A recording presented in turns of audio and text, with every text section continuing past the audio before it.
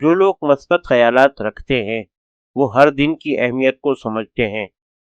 ان کی زندگی میں جو آج کا دن ہے اس کا کوئی متبادل نہیں۔ آج کے دن آپ کے پاس بہت سے مواقع ہیں۔ آج کے دن جو کچھ کیا جا سکتا ہے اسے آج ہی کے دن کرنا چاہیے۔ آج آپ صحت مند اور خوش ہیں، آپ کے اندر بھرپور جذبہ ہے۔ آج آپ کی فتح و کامرانی کا دن ہے۔ ذرا غور کیجئے، آج کا دن شروع ہی آپ کے لیے ہوا ہے۔ جو منزل آپ نے اپنے لیے متعین کی ہے اور جو ہدف مقرر کیا ہے آپ وہ حاصل کر کے رہیں گے۔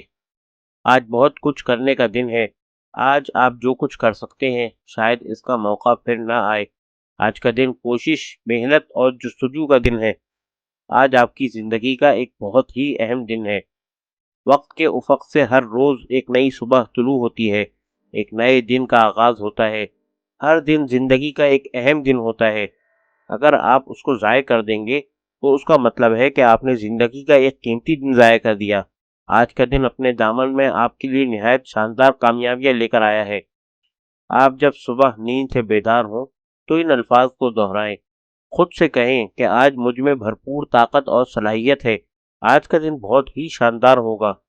آج مجھے ایسا محسوس ہو رہا ہے کہ پہلے کے مقابلے میں مجھ میں زیادہ صلاحیت اور توانائی ہے۔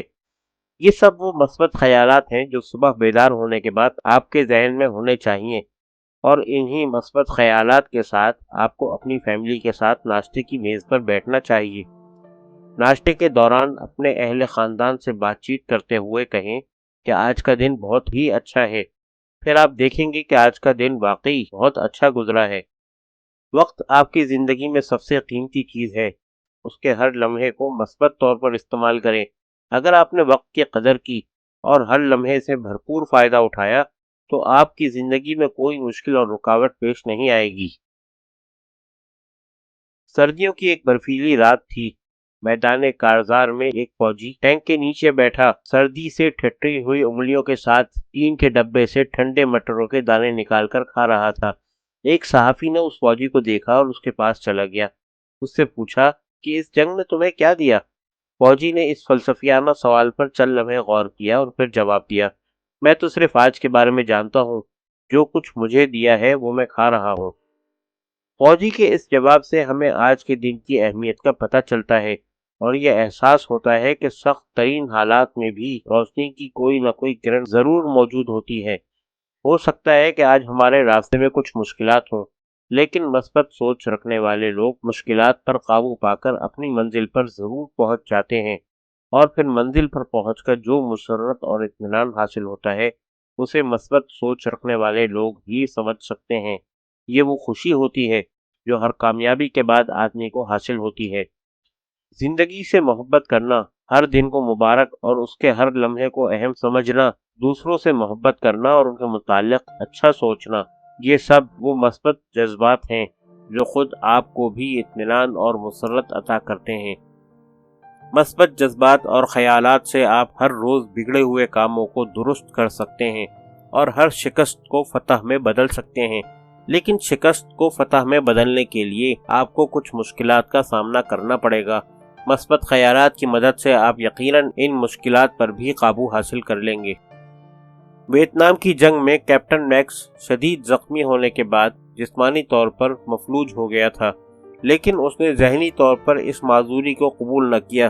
امریکہ واپس پہنچ کر وہ 2 مرتبہ سینیٹر منتخب ہوا، پھر وہ جارجیا کا گورنر بنا۔